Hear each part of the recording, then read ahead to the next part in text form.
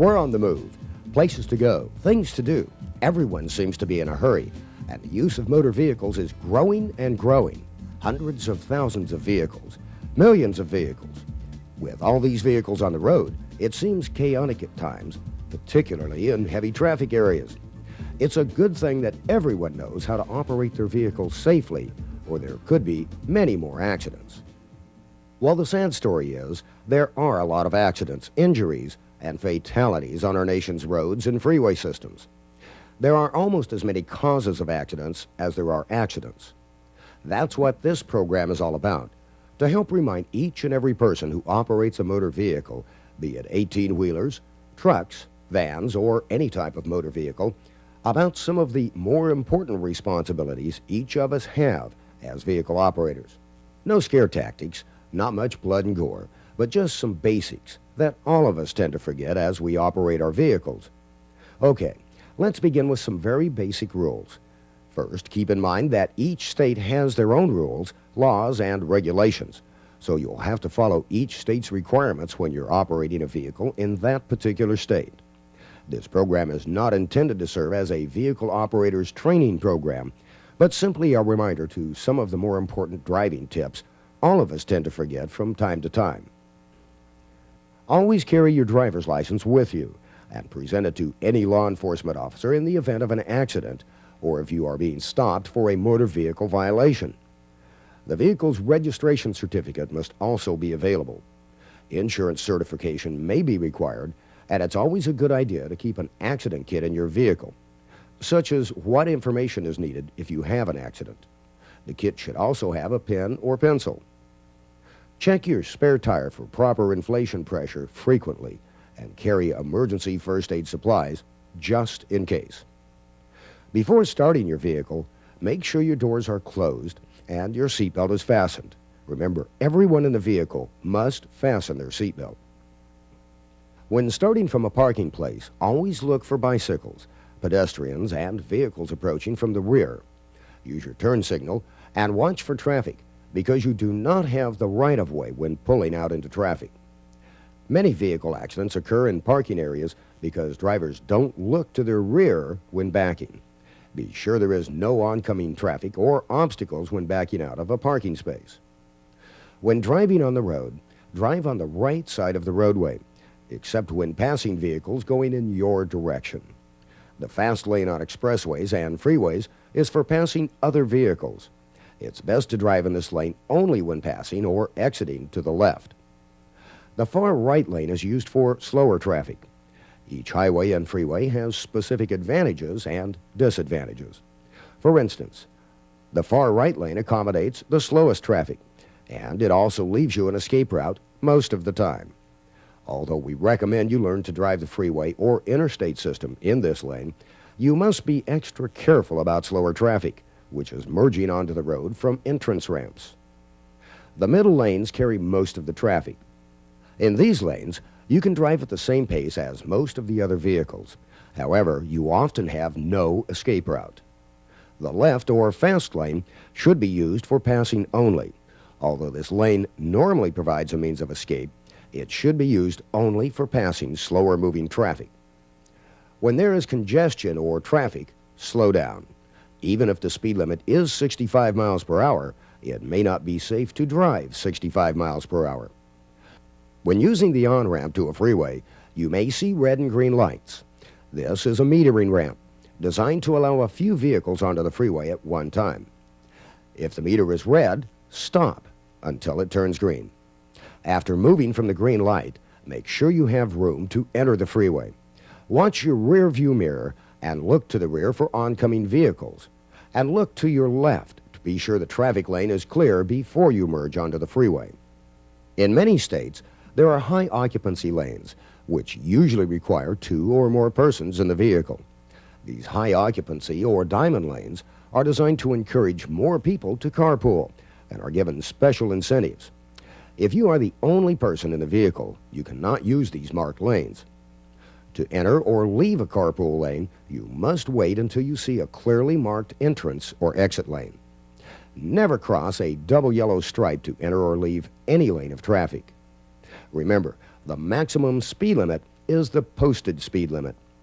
If the metering ramp has a designated diamond or high volume lane, and you're authorized to use this lane, do not stop at red lights on the ramp. Quite often, stopping for a red light at the metering ramp can cause accidents because others in the high volume lane don't expect vehicles in this lane to stop for red lights. Traffic is enough to worry about, so be courteous to other drivers. Don't cut them off by pulling in front of them. Wait until you have enough room to change lanes safely. When driving, don't follow the vehicle in front of you too closely. It's called tailgating, and it's a dangerous practice. A vehicle traveling at only 25 miles per hour needs quite a long ways to stop. So if something happens to the vehicle in front of you and it tries to stop, an accident will occur. The faster you're traveling, the more room you need to stop.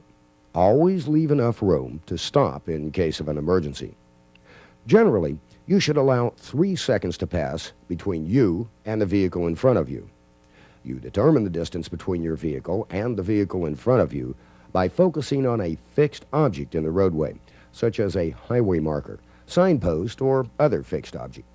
As the vehicle in front of you passes by this object, simply count 1001, 1002, 1003. And if the front of your vehicle has not passed this same object, your clearance should be adequate. Of course, additional distance is necessary when road conditions such as rain, snow, ice, or fog, or other conditions adversely affect your visibility or ability to stop your vehicle. Give large trucks additional room because they can't always see you. Don't follow too closely. From time to time, you will see and hear emergency vehicles.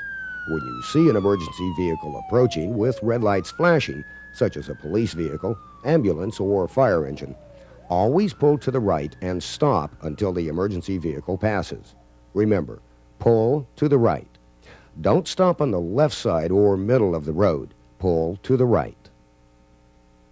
You've all seen and heard about Hollywood stops, hitting the brakes just a little bit at a stop sign and rolling on by. At stop signs and red lights, wait until you're sure all cross traffic has stopped and pedestrians are safely out of your way. Remember to give pedestrians the right of way at all times. In most states, you may turn right on a red stoplight after you've made a full stop. If there is no sign which prohibits a right turn on the red light, you may turn right, being careful that you do not interfere with pedestrians, bicyclists, or moving vehicles passing through the intersection on a green light. There are restrictions at some traffic lights, such as do not turn left or right during certain periods of time during the day. Be sure and follow the instructions on these signs. When parking your parked vehicle must face in the direction that normal traffic flows. The legal parking position is with the front and rear wheels of the vehicle within 18 inches of the curb. To stop on a highway, park all four wheels well off the pavement if possible. There are special parking places designated for handicapped persons. If you do not have a valid handicap placard or special handicapped license plate, you cannot park in these handicapped spaces, even if you are handicapped. You must have a placard or special license plate. When parking on a hill headed downhill, turn your front wheels into the curb or toward the side of the road. Always set the parking brake. When you park on an upgrade or facing uphill, turn your front wheels away from the curb. After checking for clearance behind you, roll back a few inches until the front wheel gently touches the curb. Always set the parking brake. Remember, set the parking brake every time you park, anywhere. Leave the vehicle in gear. If your vehicle has an automatic transmission, use the park position. Of course, never park within 15 feet of any fire hydrant or within 7 1/2 feet of a railroad track. Red curbs mean no parking at any time. Curbs painted yellow mean loading zone and can only be used by trucks loading and unloading materials. Green curbs indicate limited parking zones and can only be used for a specified time period, usually 5 to 15 minutes. At every intersection where streets with sidewalks meet at right angles, there are crosswalks for pedestrians to safely cross the street. The crosswalk is that part of the pavement where the sidewalk lines would extend across the street. Many pedestrian crosswalks are marked by solid white lines.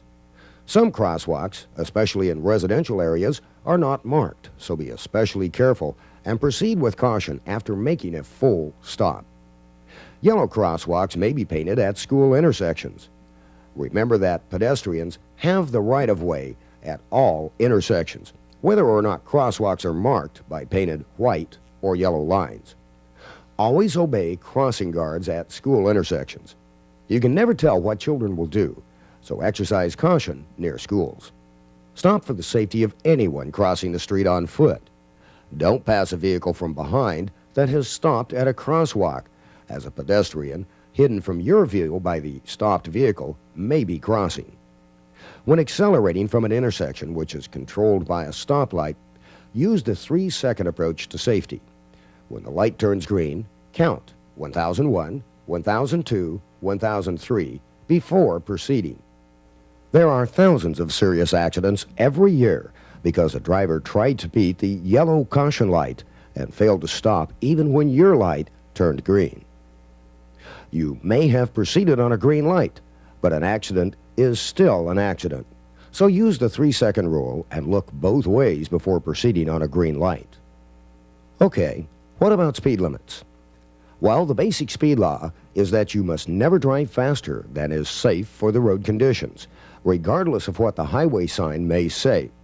The speed limit may be affected by the number of vehicles on the road, the surface of the road, and many other driving conditions. Weather, glare from the sun, or adverse conditions.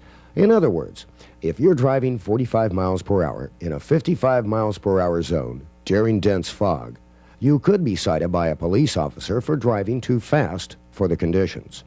The maximum speed limit on most highways is 65 to 70 miles per hour. On certain rural highways, designated by speed limit signs, faster speeds may be authorized. There will always be posted speed limit signs in these areas. In business or residential areas, 25 miles per hour is the general authorized speed, but always follow posted speed limits. In school areas, 15 to 25 miles per hour may be posted, particularly when children are present. If you're involved in an accident, stop and don't leave until the law enforcement officers arrive.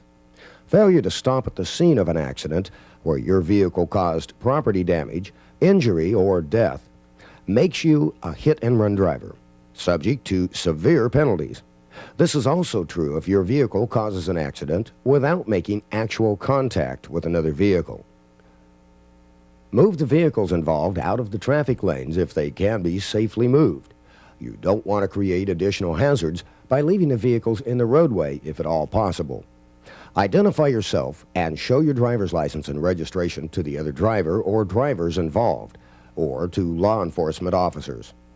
The safety of injured drivers and passengers is always important.